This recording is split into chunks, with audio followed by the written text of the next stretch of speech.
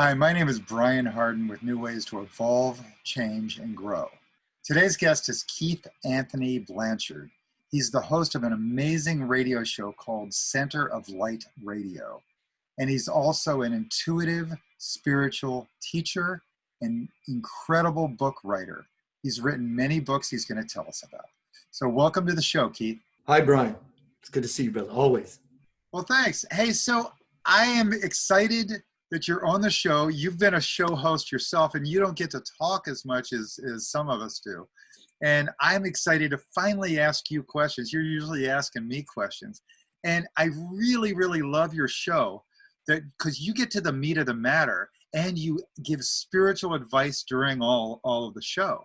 So my first question I usually ask everybody is, do you have any tricks and tips and tools for all of us to learn and grow in these strange times that we're in right now? Is there... First one would be to remain open. What does that mean in its entirety? If you can imagine your meat hooks, that which we hold on to life we're good at it. We're good at holding on to life. So let's use those meat hooks consciously. And you put them here and you peel this open. You peel yourself open. You make yourself absolutely committed to being vulnerable. That's what opening is. I am open to all forms of information, that which is in a formation that aligns me with the formation of everything that lives in me. Being open is paramount if you want to expand into that which is everything. I love that. I usually say open-minded and optimism is one of the keys for life. Most of us lose it, don't we? Yeah. Yeah. It's that is the challenge. The challenge is to remain conscious of everything all the time. When you go to sleep, but spiritualists aspire for that realm of sleep because they know that the mind and the wants of the mind and body are not in the way. So we become free. There's a little less inhibitions in the way. There's a little less stuff in the way. So we have a little more wiggle room. And so the tip, suggestion, is to become conscious so that you can use your consciousness to become more conscious by turning it within itself. And being the musicians that we are, Brian, we understand what a feedback loop is. The feedback is, for those who are not aware of that term, if you go to a bar, club, restaurant, and people are playing music and they don't know exactly what they're doing with the PA system, or it's a little too loud, there's that noise where everybody goes, oh my God. Well, that's feedback. So in a spiritual context, when we take our very consciousness and curve it within itself, because in the musical way, feedback is sound coming out of the microphone into the microphone, out of the speaker, and it creates a loop. And that's why it ever expands. Likewise, spiritually, when you take your consciousness and begin to turn it within itself, you get biofeedback. And you begin to express and you begin to expand into God's omnipresence, if you will. You simply become conscious of consciousness. That's beautifully said. Thank you, bro. So with that energy feeding back in itself, is it that you're aware of your own awareness? Is that what you're talking about? I am aware that I exist versus just existing. Now, if we look into the ocean, a shark is conscious to some degree, but it does not have the capacity to become conscious of its own consciousness. This is the ultimate spiritual dance. There are many paths to the path, but there's only one path, be it you Christian, be it you Buddhist, Islam, Jainism, Judaism, Sikhism. It doesn't matter. Everybody has their own favorite song to sing, but nonetheless, it is a song, one verse song. Universe is one song. So there's really only one way, but there are many ways to the way. Wow. Thank you. Thank you. Thank you. Hey, so what everybody might not know is not only are you a book writer or a show host that you show spirituality, but you also are a spiritual counselor or spiritual teacher within all that. So you do spiritual counseling for people. And within all that, you also bring information in from other sources outside of your own being. And within that, you get answers quickly to some questions that are difficult for other people to find. Is that correct? That would be correct. For me, the way it goes down is everyone can do this. Everyone does this. They're just not aware that they're doing it. I've learned to curb within myself consciously to become conscious of asking the same questions that everyone asks. You know, dear God, or whatever it is that's your way, many paths to the path. Whatever is your way, you are getting what you want, conscious or not. No, the infinite wishing tree is its unconditional love always says, yes, you can have it. Even in lack. Can you imagine the paradox? Can you figure out the paradox of an abundance of lack? Right? And so when people become conscious, as I have become conscious of this process, as soon as we ask for something conscious or unconscious, it's already given. Well, you may say, Keith, well, it took me 2 years to receive this thing, because you're not fully conscious of the fact that the answer is already given. In fact, the answer is the question. It's the different side of the coin of the question. And so I've learned, here's another trick, tip, tool. I've learned to fall into genuineness, authenticity, and that has 4 components. Passion, getting your fingernails dirty, rolling up your sleeves to work on that car engine. That's passion. Sincerity is, I'm very serious. I'm gonna fix this car. There's no way about it. I'm gonna fix this car. Because I mean it. I'm serious about it. I deserve this. The other component, number 3, would be humility, being reverent, understanding that what we even call trouble or bad things in the world is actually something that is quite beautiful, provided you become vulnerable and open and allow yourself to be drawn back so that you can see the whole picture. Passion, sincerity, humility, and vulnerability. These 4 components is what will help you when you put your fingers in your chest to pull your chest cavity open. And as the Christ, there's a plane coming down from heaven, and there's a plane going across on earth.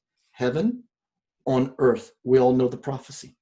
And look at the position the Christ was in when he went through the gate back home. And look where those 2 planes intersect. Right there. Peel that open. Let the light out. Clear the mind. Everyone should want that, Brian. Everyone should want to become this.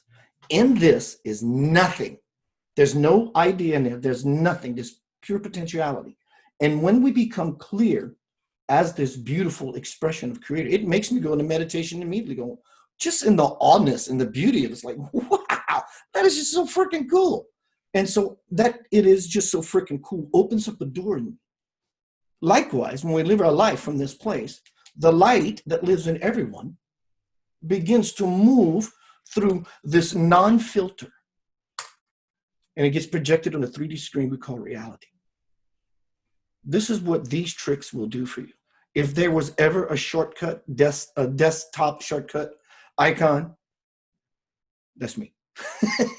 I want to get there. I just want to get there, man. I'm not ashamed or afraid or bored with here. I love being here. But I want to be there. I want to be here. I want to bring that there here. And so we're on an infinite journey to absolutely nowhere. Where we wanting to be is here. Yes. That's your ticket. Yes. So passion, seriousness, sincerity. Sincerity. Okay. Yeah. And then humility and vulnerability. And is that in the book? Yes. That's in the book. Yes. Wow. So humility is an interesting one for me, isn't it? Because that's realizing that you know, the older you get, the less you know. You know, is what really it's realizing that, like, I don't know anything. I don't know squat. Yeah, or we're also at the same time realizing your vulnerability is realizing that, hey, this problem is an opportunity to learn and grow. And if you don't have those, you don't ever grow. You just live in denial, argue, blame, and complain, and it's always their fault, right? Totally. Yeah. Yeah. I've had my share of lessons. I've had early in my life. Tell me about it. I was raised Catholic, love Catholicism. I love the ritualistic nature of Catholicism, not the dogmatic stuff. I love that it's a very participatory celebration towards the one path. But I was raised Catholic in the family, in the lifestyle, and the culture that is known, the guilt religion, if you will. Take that how you like. But, my family, my mother and father were raised under that particular way. And so I got my ass smacked, just like everybody else. And it harbors resentment towards this and parents. And of course, when you get older, the slate gets wiped clean. But when I was living it at the time, it wasn't fun being me. And then some years down the road, 18, 19, 20 years old, I met this girl. We dated for 10 years. I wanted to be a rock star. So I had no job. She was my sex, my food, my shelter, my transportation. She was all of that. And then one day she got tired of everything. And she said, I'll see you later. I had nothing. And I became vulnerable, not by choice.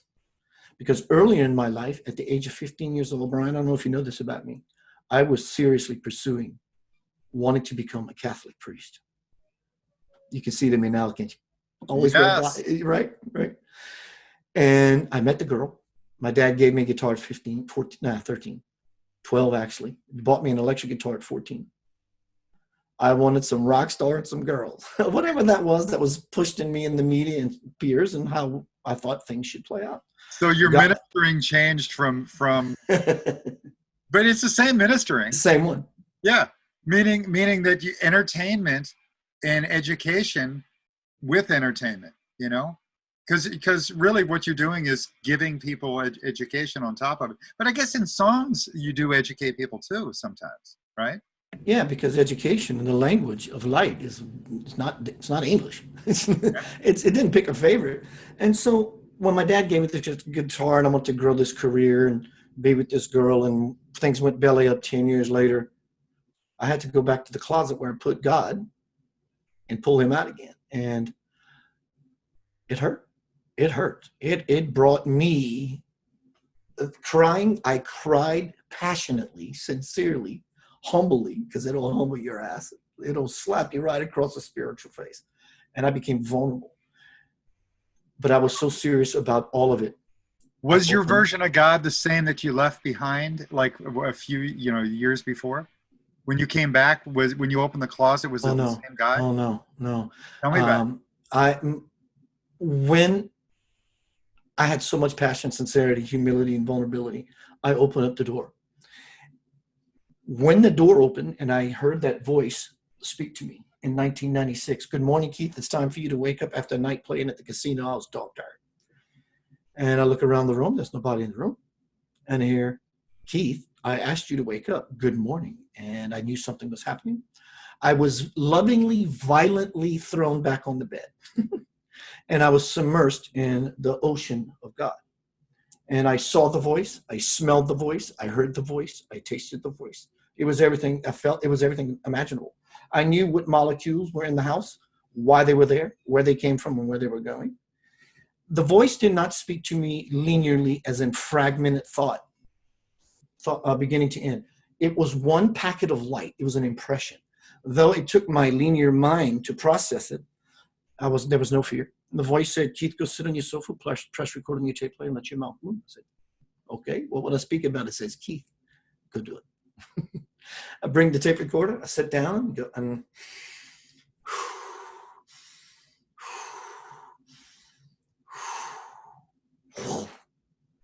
plop, actually insertion, bang.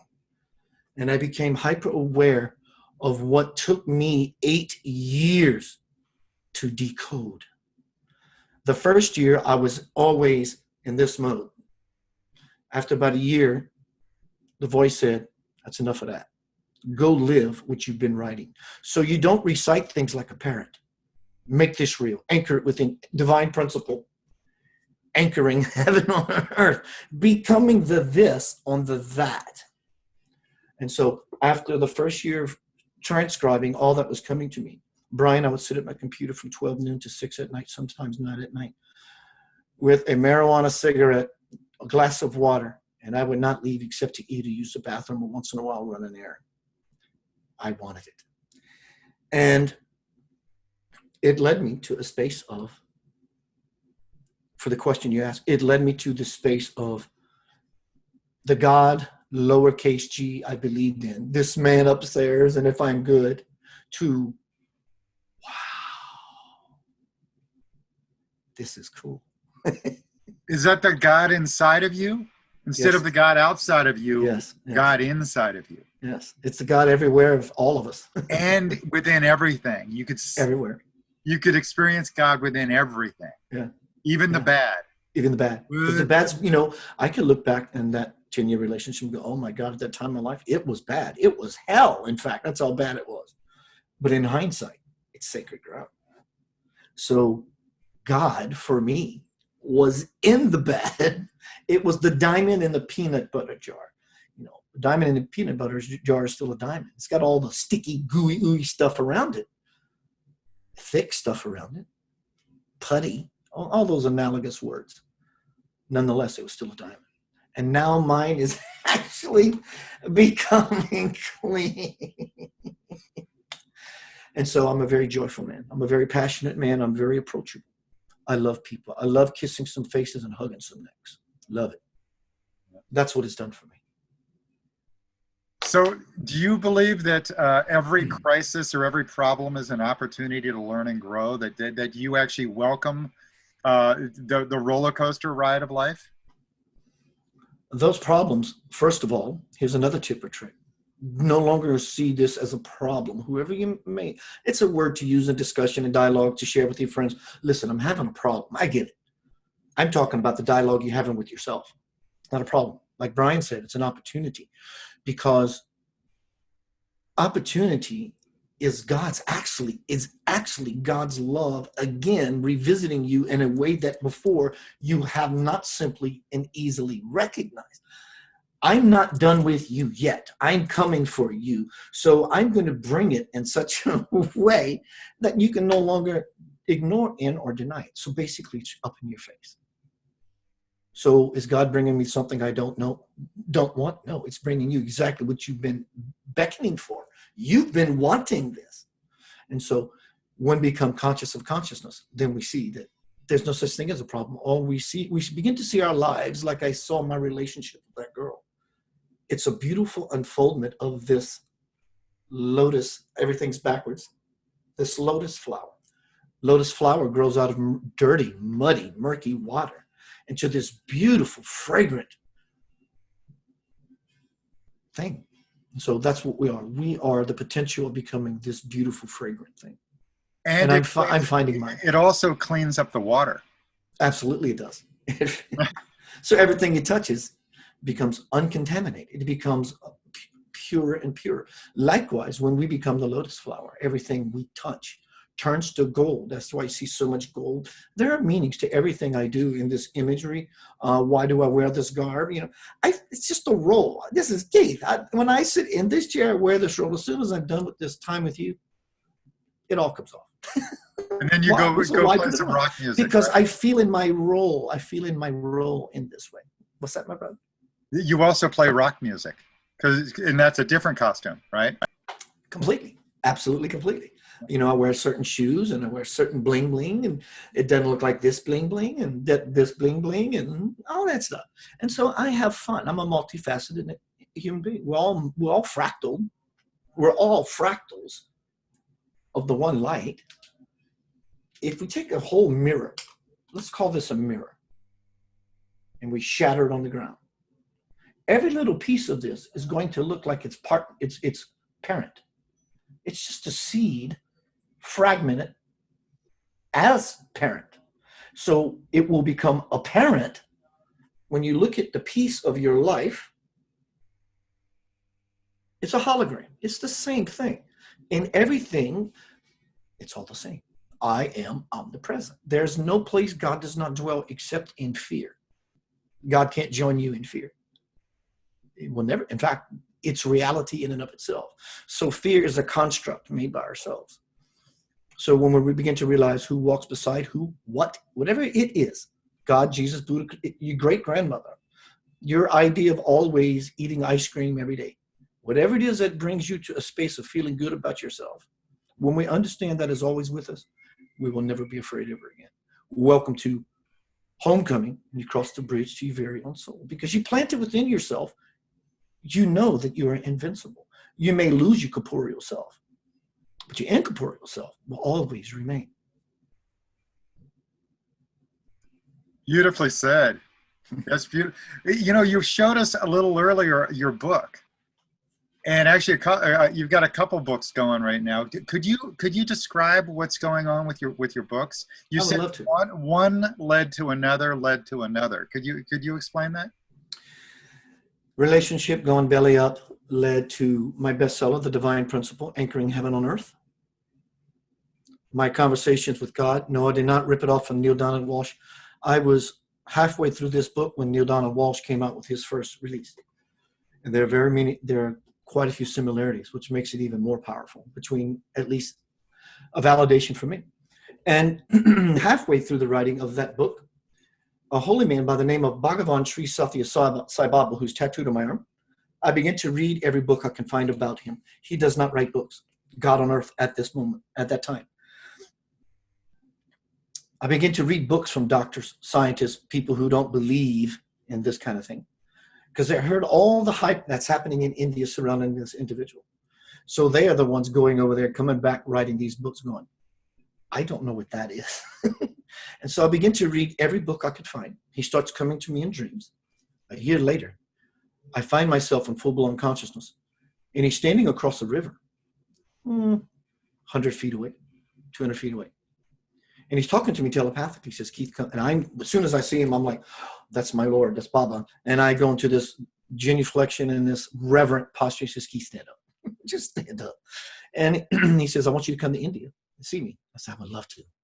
But I never did this before. I don't have the money. I don't know how. He goes, Keith, I got it. Be willing to come to put your feet on Indian soil, only to turn around and come home. But do that.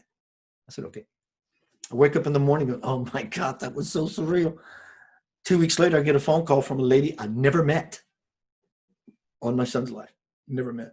Hi, Keith, my name is Debbie Jabbour. I said, hi, Debbie. What can I do for you? She goes, Keith, we have a mutual friend. Word got to me, you want to go to India to see a holy man. I said, yes, ma'am. She says, Keith, I'm a flight attendant. I got some companion passes for the year that are about to expire. And I don't want that to happen knowing you want to go to India to see a beautiful holy man. Can I give you a first class round trip ticket? So I wrote For the Love of God, a spiritual journey about my time in India visiting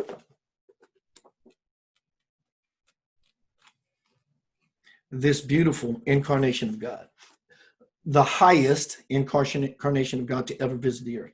Doesn't mean it's better than Jesus. It's not my dad has bigger muscles. It's not any of that. Highest is a way of describing what this incarnation was. He left his body Easter morning, 2011.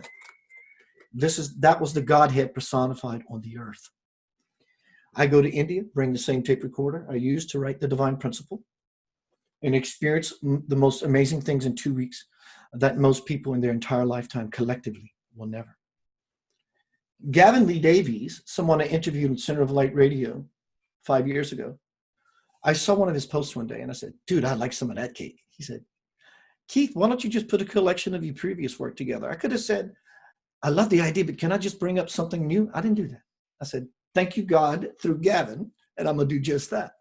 And so this book, Father, this book, Mother, did the wow thing and had this baby. So this is 30 years of my life compressed. It's a 2-volume set, will be. Homecoming, Crossing the Bridge to the Soul. Now for pre-sale, go to Amazon.com, look up Keith Anthony Blanchard, Homecoming, Crossing the Bridge to the Soul, which is a 2-volume set. Well, Keith, if I read either one of your first books, what is the point of reading this one? Because as you and I talked about in the radio green room, this shows the unfoldment process that I went through from living in this world, the dark stuff, to where I am actually that dude right there. That's me. This book and this book tells that story of the unfoldment process to where I am now. And that's something for someone to experience versus reading either book, which they're both cool. This shows I'm the guy next door. It just simply shows my, like you's, unfoldment when you have passion, sincerity, humility, and vulnerability. That's what the rest of my life is. So within Homecoming, do you speak about those 4 items often? Like you said. Yes, I do. Yes. Wow. Could we get deeper into any of that right now? Do you think we have time for it? I mean, I would love for you to take us on a little journey. Sure. Like take us on a journey of what passion means to you and how that helps the viewer to open their mind and body up to the mystical. Yeah. I will do just that, literally. My passion is my want to touch that. I want to spiritually masturbate. I want to touch myself. And I mean it. And it's all in all its eroticness, because you can bet when you touch yourself in such a way, there's an explosion that melts you into your divine parent in a very intimate way, And so I've been doing this so long that I can just simply be Keith and shift into a space. So this is Keith.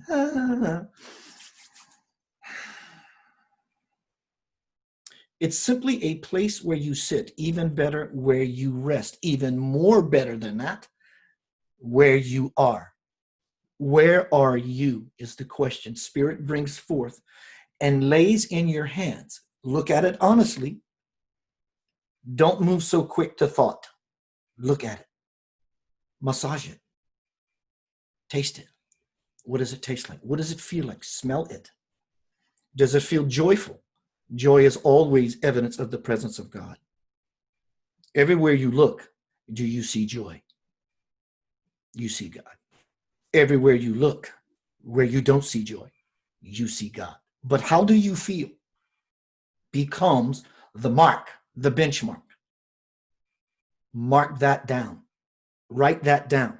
Become the living script, the living word. For you are it. Are you not?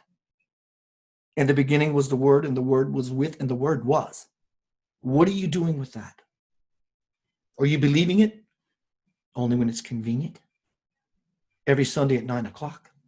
Or are you passionate, sincere, humble, and vulnerable to that very message, so that the living truth, the breath of life that you breathe every day, all day long, if not, you could not exist in this dimensional bandwidth, are you conscious of that? That's the river. That's the giver. That's the lover. It's all for you.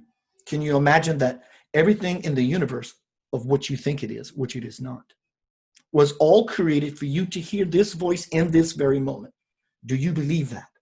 When you do, the game is over.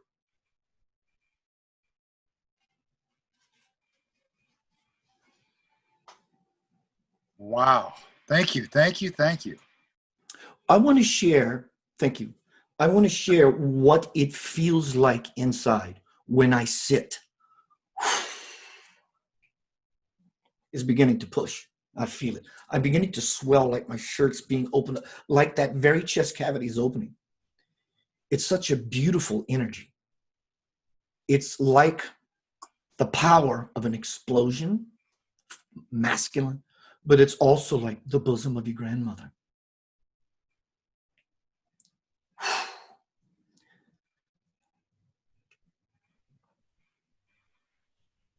This waits for everyone.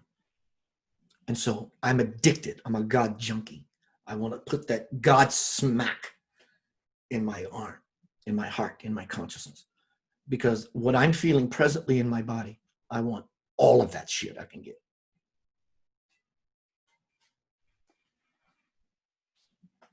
Wow. Thank you for letting me share. Keith, thank you so much. I could feel that. I could feel your passion, your sincerity. And so help me now with the sincerity.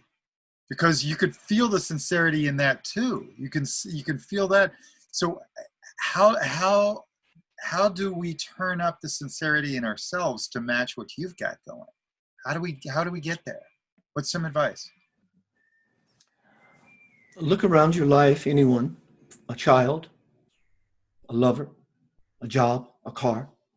Find what makes you, not makes you, find the part of you that is that. Just find that part of you. If you have to use the excuse as your child, as an image to hold, and so it calls up the feeling in you,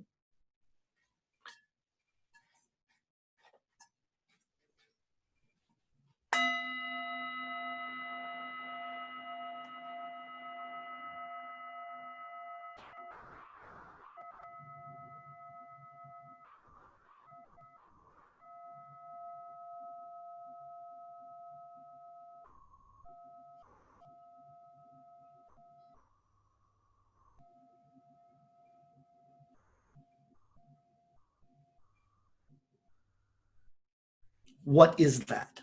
What was that? Well, it's a sound. You hit a brass ball. What was that? What did that do to you? Because initially, it got your attention. Bang. Oh, I got it. He's hitting a brass ball. But when you take your listening from here to here, the more you love yourself, the further you will be able to follow that sound current when no one else can hear it, like a dog.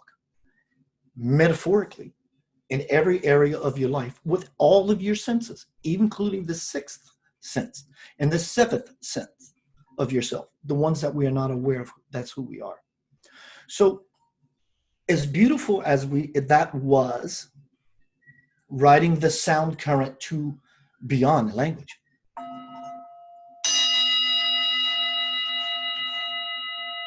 Automatically, we follow this thing to a place. Still taking us.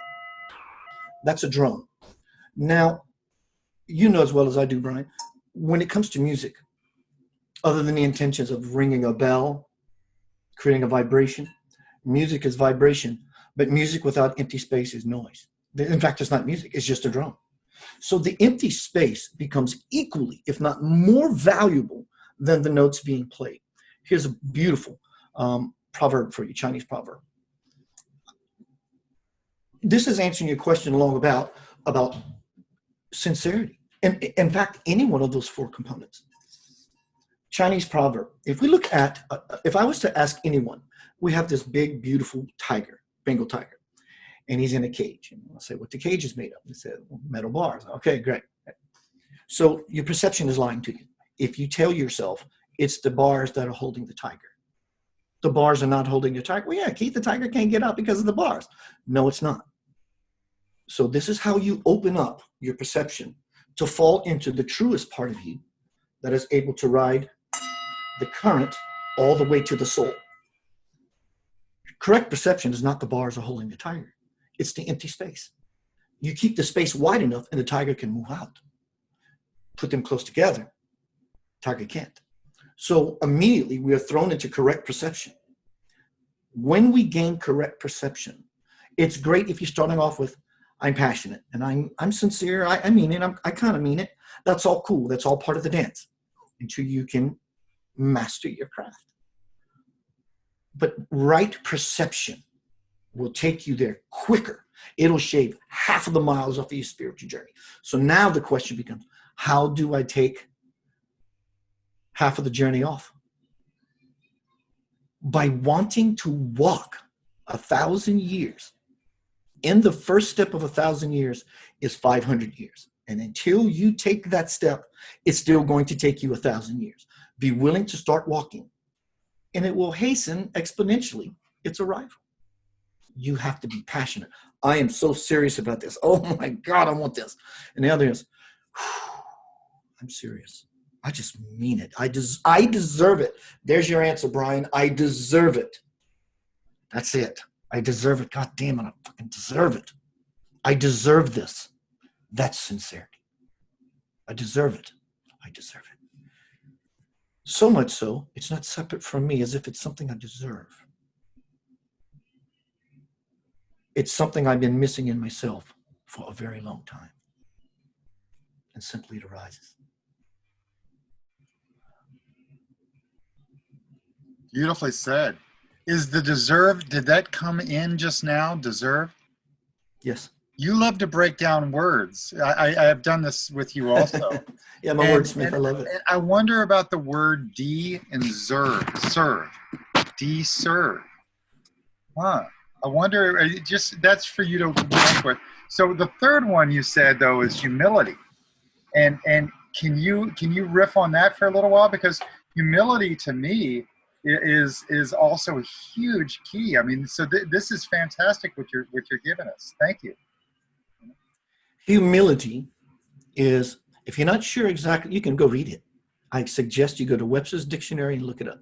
Webster's Dictionary is the resource for the human language, at least in our tongue. There's no argument. You can't argue with Webster's. Everybody has a collective agreement signature. Everybody signs, says, this is what we understand words to mean. And so we use words, which is actually truly only the vehicle for telepathic thought. So humility, go look it up. So, yeah, I understand what humility is. You will truly integrate what humility is when you go find a Buddhist monk. He's walking like this. You are higher in nature when you're kneeling. You are higher when you bow. You are higher when you genuflect. And they will teach you that simply by observation of them. They live their life in service to humanity. They want for nothing, because in this posture, everything is given. Everything is given in this. Everything is given in this posture of humility. It's such a beautiful space. Humility.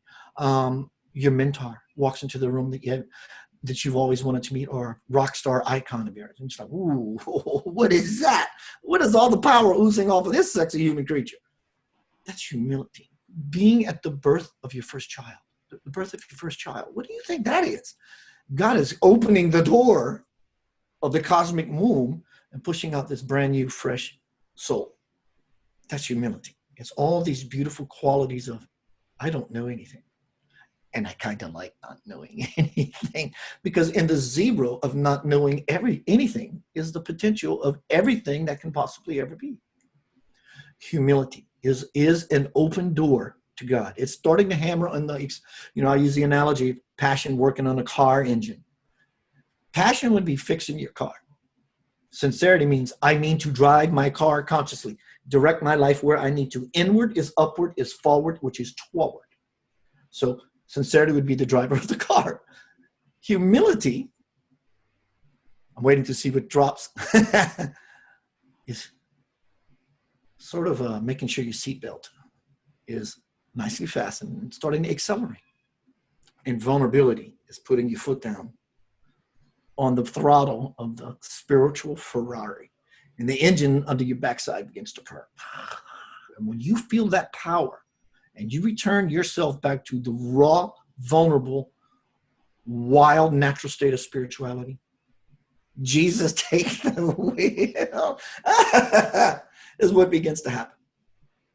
Yeah. So did we cover vulnerability enough there? Or should you riff on that? Because okay, that's vulnerability, yes, sure. Yeah.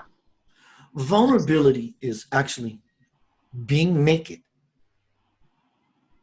exposed in front of everyone on all levels, and being okay with it. But they can see me. In fact, if you want to look, take yourself a good long look. That's vulnerability.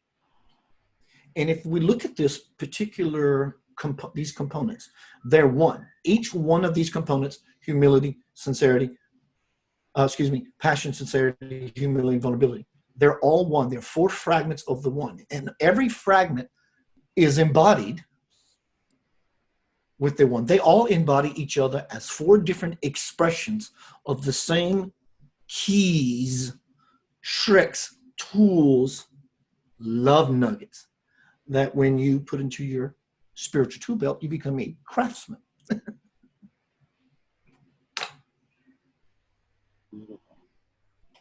Beautiful. So all of this information is expounded upon much larger in all 3 of your books. Is Yes. that correct? Yes. and spread out? And is it digestible? Is it something that every reader can fully understand? I had an amazing editor. Her name was Stella Steele. She was a bag lady. Hanging around her is tough, but boy, was she brilliant. She says, Keith, as passionate as you are about your work, I am passionate about the English language. And I failed English 4 times, and I failed typing twice to become an author. But her being my teacher, humbling myself to this light of English power, I became a pretty awesome writer myself, and I became a wordsmith. And I understand versus just using the words to talk to people. And I understand what the power is in this word. How can I best pull someone into a love nugget or a truth that they can consider as a possibility for themselves? It is very simplistic, but it's very powerful. It's sort of like the empty space between the notes. In fact, language is more important as the empty space between the actual characters and the words that's being written. It's the message which is inherent in the empty space of any book you read. Yeah, you read information and text only to trigger something in you. What is that thing in you that gets triggered? That's the empty space. Because when you're in your space, a message becomes apparent. Inspiration, in spirit, inspired for you to hear it. Beautiful. Mm-hmm. That's beautiful. Thank you. Thank you. So you've gone through some odd, rough times, been on the roller coaster yourself. Not every day is a rosy, happy day, but you focus on what can I learn from all the lessons, you know? And as you raise your frequency, it's not that you only have happy days. What happens is you actually broaden the rainbow. Instead of red is the only color in your thing and all you do is fight, you actually get more colors to the rainbow. And as you raise your frequency, you get even more. And you've probably found that out. What I've noticed with Dalai Lama, for instance, you know, he's still learning right now how to age. He's still having problems. Everybody's got problems. The Pope has problems. There is no end to having problems. And there's always a lesson on the other side of it. So with that growing, you have more opportunities. You can drop down to the old version of yourself and respond in the same old way, or you can enlighten yourself and actually stay with the higher frequency response. And so what is the trick and tip and tool you have for people as they raise their frequency to choose that higher frequency color of the rainbow as a way to respond? You know, that is a fantastic question and very much needed question. Yeah. To create that bridge to the soul. Because if you're here and you're wanting to get there and you just can't get there, you can't even put your feet on the bridge. And this bridge is not a golden bridge, mind. If you're looking for a golden bridge to heaven, you're walking on the wrong path. The bridge is an old crickety rope bridge that you got to cross. That's life. Life is crossing a crickety, rickety rope bridge. So it sways. And so you have to learn the balancing act to get across to you get at least halfway, hopefully 3/4 way to become, at least for me, that person right there. I'm walking into that window. My awareness is as such. But life is that crickety rope bridge. Now, if you can't even step on, in fact, every time you try to step on the bridge, it sways so much you fall. I just can't do it. It's like getting up on water skis for the first time. Because you're using the same logic that created the problem, and you will never do it. So I'm gonna throw you a big bone, a spiritual bone. If something has you boogered and bothered, if you are upset, get upset. Get really upset. Well, Keith, that's not the spiritual. Get upset. Get really upset. Make it a ritual. I'm going to choose today, this week, for a month to process this energy. Literally or metaphorically going to punch this pillow. But the intention is not creating a bad vibe if I'm doing such affirmations. Your intention is healing. So there's a vibrational component of healing.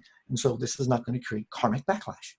So what you do, for example, someone does something and you want to play the victim role. It's okay. I'm going to play the victim role, but I'm going to do it for an hour. And I'm going to get pissed. And when you're done, you're done. Process is over.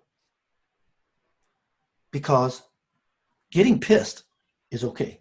Getting mad and you staying in the constant madness, you will never ascend. So what you do is you take the tool, the diamond in the peanut butter jar. The diamond is the blessing that's going to come from this. The peanut butter jar is the person that pissed me off. When you're done with it, you put it aside. You're just simply done with it. But you can choose to allow yourself to process the energy that has always been left incomplete. And it will store itself in your subconscious like a thorn in your mind. Though you may not thinking about it, it is affecting your vibrational frequency. Hence the reason things keep happening. But I'm a good person. Things keep happening. I'm a good person. Things keep happening. So what you do is you honestly look without blame of the other person. I can't wait till karma comes around, and I hope I'm there to see it when it happens to them. Maybe that same karma came by and kissed you on your face as well. When you understand that, it's a motivating factor. To be upset, give yourself the gift of being human, because being human is divine in and of itself. So you be human. Be you full out. Play the game till it's over. You will never win the game until you get to the end of the game. So get to the end of the game. Step on the game of life with your pawn, what you think is you, which you're not, and play the game fairly. Don't cheat. The eye is watching. The eye is watching. And so allow yourself to feel your feelings. Feel your way into the kingdom of forever. This new world is not one about seeing. It's one about being. It's one about feeling. The new world is not something you're going to see out here. So don't ever expect it to change. The new world is about feeling. And suddenly through the silence, the new world appears. That's the lesson. We're all in that space. We're all moving to that space, but it's only available for those who follow such spiritual models as I'm laying out. I'm glad you said that about feeling, because I've since I started learning and then speaking about the evolution of consciousness, I've known from not just my mind, but known from my heart. It comes from a different place. It comes from here. And so I've been working on changing my own vocabulary of, I think we should do this, to I feel we should do this. And so within that, the feeling is letting your heart take lead, is that space of intuition. And tuition, that's like, you love to break apart words. What's tuition? That's part of something you pay for. It's something intuition. It's, and so I mean, but you're getting some big lessons by listening to your heart. And when I talk about the heart, I also connect that to my version of spirit, which is, when you were talking earlier about being aware of your awareness, that's my spirit. That's what is aware. That for me, I call it spirit, and that's the thing that is aware. That I'm this Brian ego, mind, ego, physical and mental thing, but behind it is the spirit, and the spirit behind it is the connection to God. So you open up when you go into intuition. When you're playing music, you open up to spirit. When you go into intuition in your practice here, either helping people or doing your own shows or writing, you open up to spirit. And so can you help us with some of the information you get? I mean, basically you're opening up to spirit and you get messages that come in. And I mean, for some people it sounds all woo-woo, but for me, I'm very, very clear that you're tapping into God. God is coming through, and you're opening a bridge for information and wisdom and connection to happen. So can you give us some samples of that, or what's going on? For anyone, just go find that one thing that you love to do, and you would do it forever. If you never had to stop, that you would just do it. God will kiss you on your face. That's it. Wow, I feel so alive. Where does life come from? The breath of God. So hence the word, I'm alive. I don't feel dead. I don't feel guilt. I don't feel depressed. I don't have this drag, this dread, this weight on my shoulders. binding my feet so I can't walk forward. So it's simply just doing what you love. If love is synonymous with God, then when you do what you love, that's God in motion. You know, hence we have emotion. It creates an energy motion, an emotion in us that we're actually riding the divine ocean, playing in the water, versus being in the same life current. We're all in the same current. Many people just not in it consciously. And so for those who are, we're moving down the river consciously, the living life stream. But for those who aren't, they're in the life stream, but they're as a solid rock, only to be ridden out with care because their life now becomes turmoil and or rapids.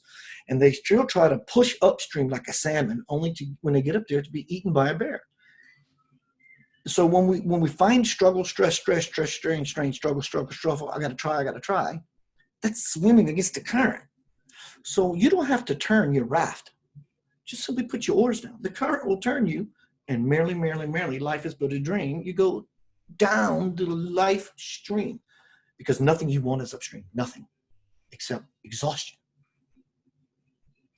And so when you do what you love, think about this. When you're doing what you love, let's say, for example, when I was a kid, I used to love to play basketball. And 3 hours would go by like that. Go sit in a doctor or dentist's office for 45 minutes. Nothing has changed here except the person's perception. So what is greater? To do what I love, or not do what I love? Because one depletes time and one makes it seem like it's dragging. None of those are correct. Most people think it's either this or that, and that's not the one I like. So it must be that one. That's not correct choice either. It's correct for you. It's not the highest reality. The highest reality, as Brian said a minute ago, is between the this and the that, the good and the bad, the Trump and the Hillary, this and that, this and that. Who is that? Who is this being that is seeing two choices being laid before them? In so doing, there's a third component that becomes present. That is the instant manifestation. Dear Lord, this is coming through powerfully. Like it's coming, it is the Holy Spirit. It's the one that rectifies the world of duality of choice, even the one that you think is the best one. This makes me feel good. Guess what? Guess what this one does? It makes you feel bliss, ecstasy, nirvana, and aware of the fact that you are the sovereign one. You are the one that simply accepts, allows, and appreciates. And it turns within itself. And it turns within itself. And you begin to know things that people don't know. And you begin to feel things that people don't feel. And you begin to experience connections to everything that exists that most people will see as separate. This is the magic I'm talking about. It lives inside of everyone. Which lives in us creates worlds and universes. Game's over. I've found that what we focus on grows. Yes. And so love and fear are what those two things are that you're talking about. And when you focus on love as opposed to fear, wow, that's a manifestation, because what you dream can come true, or what you fear can come true. If you put all your attention on fear, well, that's what you're just asking for, you know? So. Totally. Water the weed or water the plant. Either one you give your attention to is the one that's going to grow. Yeah. Yeah. So tell us about the show that you do and how often that happens, and how they can connect in on the show. Can you explain that? Yeah, thank you. You can find me at youtube.com/Center of Light Radio. You can find me at centeroflightradio.com or KeithAnthonyBlanchard.com. Those two addresses go to the same site. I'm all over Facebook. But if you want to be a part of this particular these presentations that I do 4 or 5, sometimes, whatever. I'm always doing them. You can find me if you want to be up close and personal, so to speak, with me. Facebook.com/KeithAnthonyBlanchard. Or if you want to be a little more in the theater kind of thing, YouTube would be a better. But either way, go to YouTube and please subscribe to my work. These sessions are pretty much like you see with my time hanging out with my beautiful friend Brian. I just find a topic. If Brian could or would, someone just throw a phrase at me that would be title-like. That's all I need. And I follow that into the current. Let me make up one. What is happening in the world today? And then I just sit and I offer that up In is up is forward as we move forward. And it just comes out. I'm basically, I don't like the word channel. It is a correct word, but it's so much negative connotation to it. I just make myself vulnerable. And presence begins to happen. Sometimes people ask me, Keith, can you talk about anxiety and depression? And I will honor my friends and my lovers, my tribe, you, whoever you are. Keith, I'm having this tough time, and I will go inside for you. And many people collect in the room, and it's a beautiful experience. Everyone begins to unfold like a flower. And I have no greater joy in my life to see something that I've done bring a smile to someone's face and expands their heart into a beautiful space. That's me. There's no way out of it for me. This is me for the rest of my life. I've watched you do it, and sometimes it's kind of like opening up the Christmas tree lights. You open up this basket of Christmas tree lights, and they're all, all the cords are wrangled up, and it takes you a little while to unravel the cords. And by the end of where you're going, they all get smoothed out and unraveled. But it is kind of crazy at first. I've seen you approach subjects that are really hard to address, and you get there. You take them down the road, and you're patient and willing to unravel those cords. Is that correct? Yeah, absolutely, it's correct. And see, I can sit here and dissect what you said. You said Christmas tree lights. This is how powerful what you said. Christmas. What does Christmas mean? The birth of the Christ. Dear Lord, this is the word you chose. Christmas, the birth of the Christ. Christmas tree lights, the light, the tree of life. You see how much is compressed and packed into that? When we begin to understand that language, game over. So it is exactly that. It was so beautiful. That's a beautiful analogy.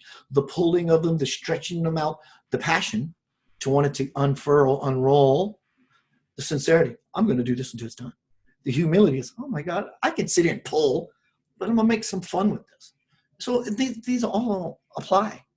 But yeah, I loved your analogy. That was fantastic. It is very much like that. It's like looking at the problem honestly. Let's call it what it is. If it isn't this, let's call it that so we can get beyond the game of a label. So let's let the monkey have what he wants. He wants his label. He wants his banana. He wants his label banana. So you give him his banana. So while he's sitting over there quiet with the mouth because he's got a mouthful of banana and can't speak, you, me, we as the observer can now drop back and hear the dialogue, the cosmic dialogue, versus being stuck in the monkey because he's constantly yammering. He's saying, but, give me my attention. So you give the monkey his banana. And then you, as the witness, draw back, fall into the spirit. That's what you are. And so that was a beautiful analogy. I loved it. Yeah, it's exactly what it feels like for me. Yes. Thank you. Hey, so all right. So here's my last question, and I'm going to leave it up to you. What is there any question I forgot to ask here? Like give us some juice here. Give us some excitement. I mean, I would like to share this. This came to me in 1996. I was new. I was passionate, sincere, learning humility. Not yet anywhere close to vulnerability, but I did have the two key components. And I'm in meditation and I hear, my soul has a name, what is its name? And it said, Yanava. I remember that all these years. In fact, many years ago, I used to brand myself as the Yana O Center of Light. Yana O, O meaning completion. If you look in the Y in the yoke, there's a circle. This is a multidimensional language of light that I'm revealing to you.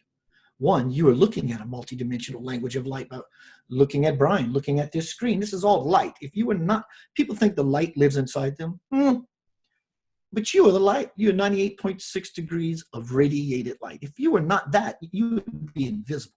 So these letters, Yanava, this name, Yanava, I was told by Swamiji, God realized man from India, who is God on earth today, without a doubt. His mission will not fail. It's unification and a peaceful humanity. All that being said, I asked him this question from all those years ago. And he said, yes, he said, listen to me very carefully. He said, primordial sacred seed syllables of the soul. And he said, it's actually not Yanava. He said, it's Yaha, Naha, Vaha. So this is a very, very old language of the ancient church. I would like, if I may, Brian, can I read my mission statement from that very? I would love that. Thank you, thank you, thank Yeah, you. I'd love that. Yeah. So my face is a little white. So let me open up this document. This is something that came to me when I woke up one morning to start my day. Let me do this correctly. I'm gonna get this whitewash off of me.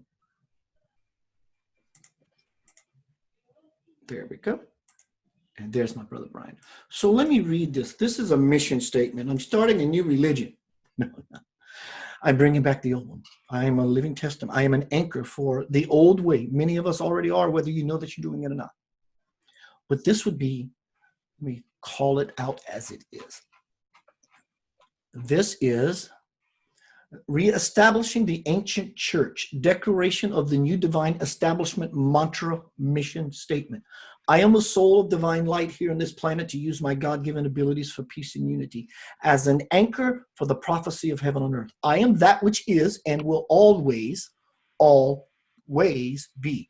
My intent is to be conscious every moment, placing my feet on the path toward the kingdom of my divine birth.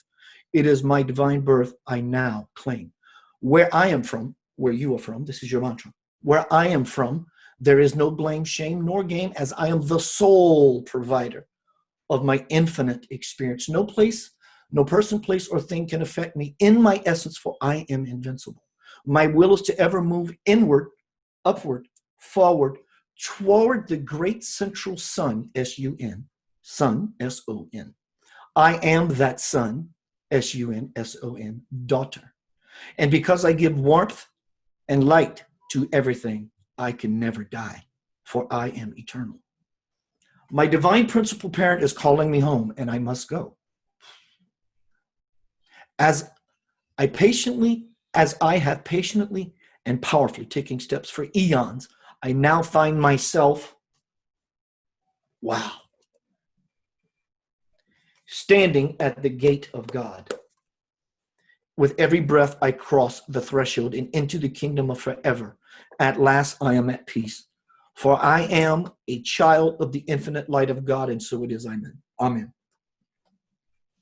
Yanava. The Y is Yah, God. It's the heart. It's the fire. It's the power, God. The circle inside the yoke represents wholeness, unity, balance, divine. The Na, the end, see that there's a little linear line on top. That's the mind. Clear or not, it is the mind. I don't know how this all fashioned itself together last year. All these things with these letters. So Na is the mind, right discernment, right judgment, clarity. Va, the backbone, if you look, there's a spine inside the V. It's the backbone. Ya, na, va. Yaha, na, vaha. This is the ancient. If you was to have a name, as soon as you quote, became an individual expression from the Godhead, that's your name. And that's exactly what your letters look like, is Yanava. So this would be the will. I'm serious, but also mean it. Be clear about what you're choosing in your life. It all comes to fruition. No prayer, conscious or not, remains unanswered. Va is that which gives us the ability to be erect, to stand up in life with all confidence, to say, yes, this is what I mean. Even a person who is a paraplegic or can't walk, they can still have an erect va. So ya, na, va, yanava, yanava. It sounds ancient. It sounds natural. It just sits there and it does its thing. So yanava is space. This would be place. And this would be to anchor that, to become the light of all that is good. Do all that is good, and all that is good will happen to you. It's easy. If you're trying too hard, the door's shut. The bridge begins to wobble. Stop trying. But Keith, there is no how. No one can tell you how. There is no how. There's no how. There's no way except the way. And the way is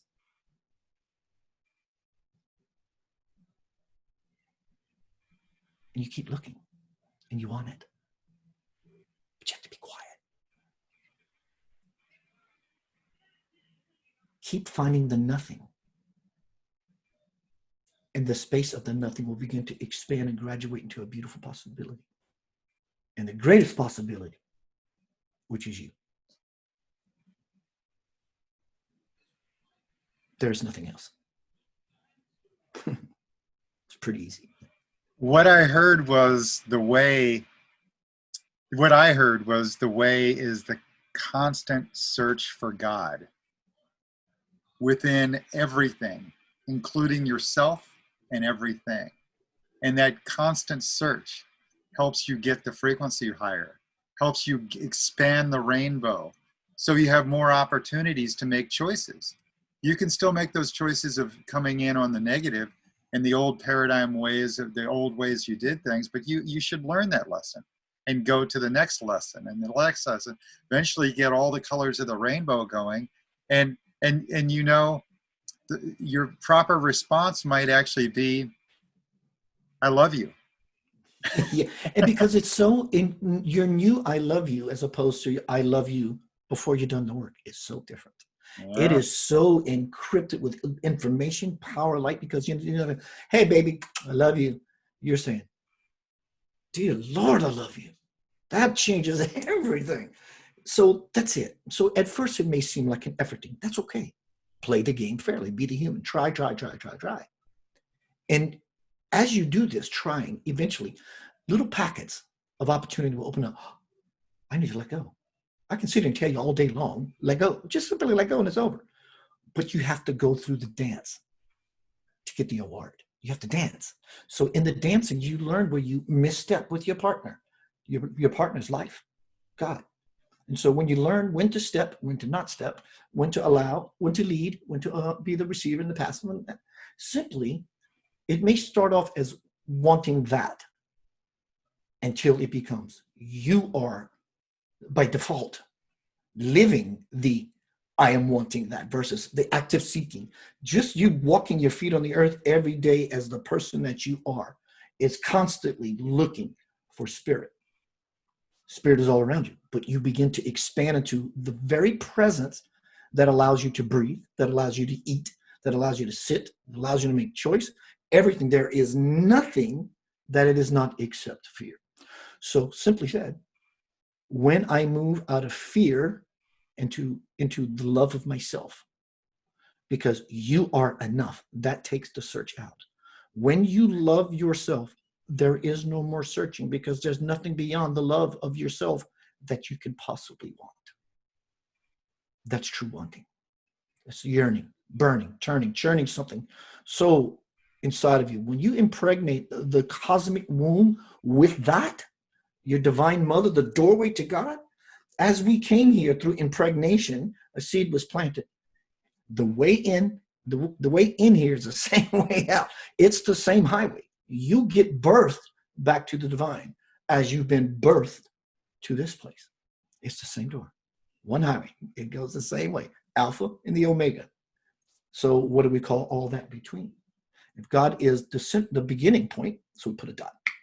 God is the alpha and the end point, and put a dot, the omega. What does it make all that if you take a pencil and you draw the line between the 2 points? So it's the monkey, the va, that's not clear. So when we clear the va, the na, the mind, when we clear the na, simply we begin to see that it's not the alpha, the choice, or that choice. It's not the alpha nor the omega. It's the whole thing. And when we really, really begin to curve that within ourselves, you will understand the meaning of life. And the meaning of life is go look in a mirror and love that being that you see. God bless you. There's nothing else. God bless you. Thank you. Yeah. You took us on a ride there. Thank you. I mean, that was some juice. Thank you. So could you give us one last little wrap up here on the book, your website, your Facebook, and where you want to take people? You also do counseling, right? And then of course music. But take us where you want to go there. I'd like to talk about the counseling. You having a tough time in your life? I'm your guy, and I will not leave your situation until you achieve the very reason you asked me to hang out in your life with you.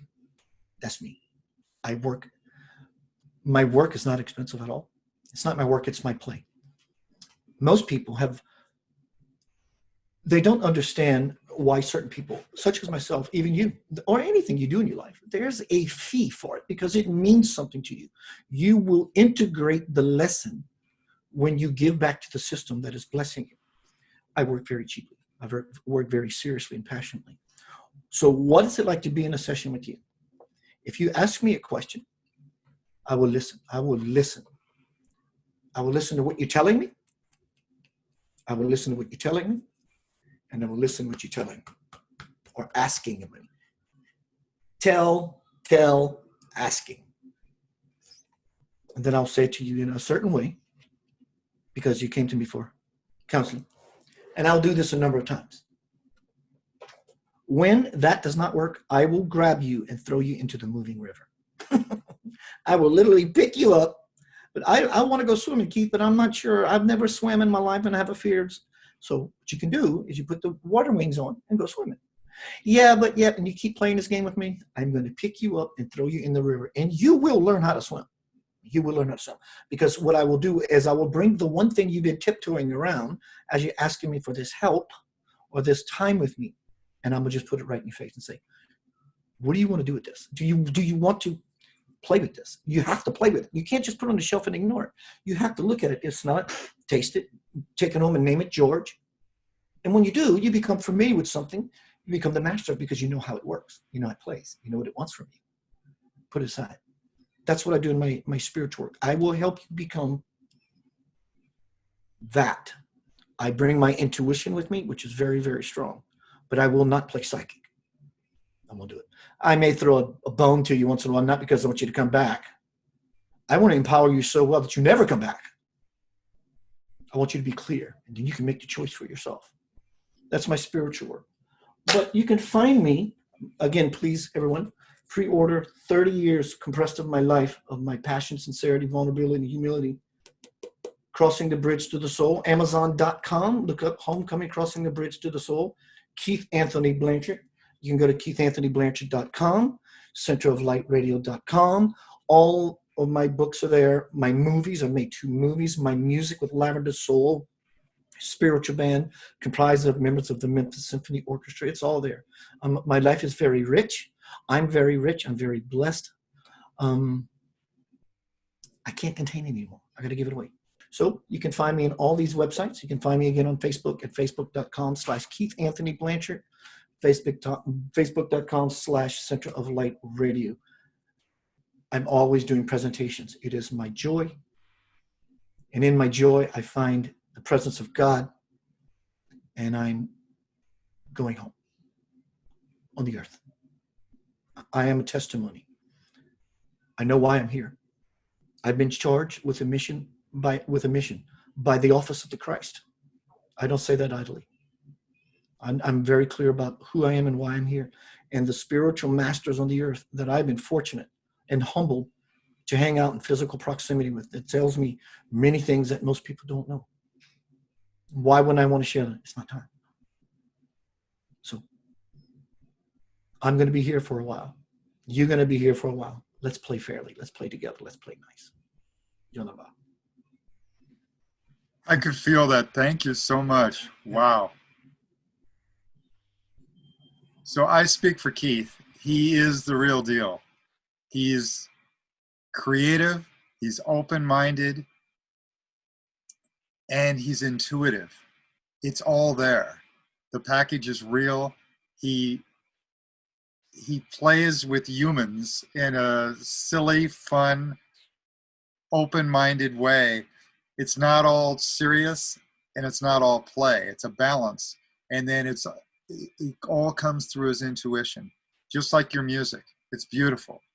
And there's a balance of knowing and feeling, and you've got it.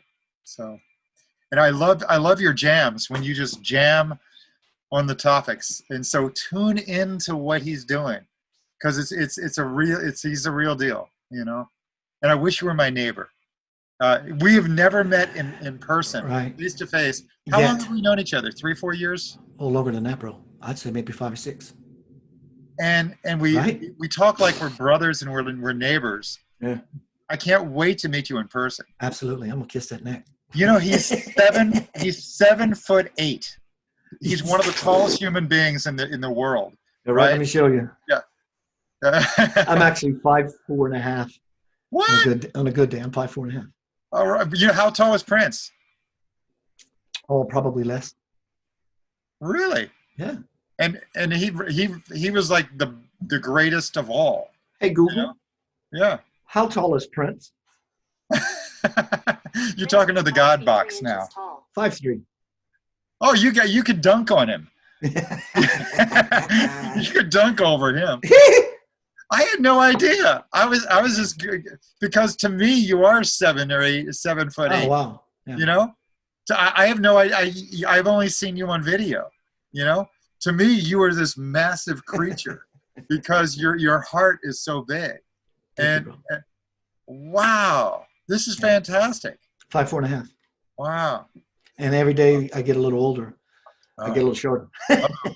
Gravity. Gravity. I'm a very durable, healthy man. Good. I indulge in the human game. I simply have no problem whatsoever playing human. I do what people do. I eat this and I do this and I do this and I do this. And I'm okay with my life. I'm really okay with everything. And in such a way, I'm protected. I have salvation because I'm saving myself. There's a grace that comes with loving yourself. The grace is, if this grace had a color, it's a frequency of the color purple you've never seen. It's juicy, it's delicious. It's just like a lilac or a lavender flower or like a violet. It smells like your grandmother's bosom. It's just this place where you just always want to rest for reassurance and safety. It's just gorgeous. It's sort of like this display behind you. It has that kind of engagement. It wants to trigger you into this place of sanctuary. It's your altar. And the best way to alter your life is to create your life as a living altar. Become a graceful ambiance. When your life becomes graceful ambiance everywhere you step, your search has ended. Wow. Thank you. That's a great place to leave it. That's awesome. Wow. Thank you so much. I'm blessed that you came on and shared your wisdom. Thank you.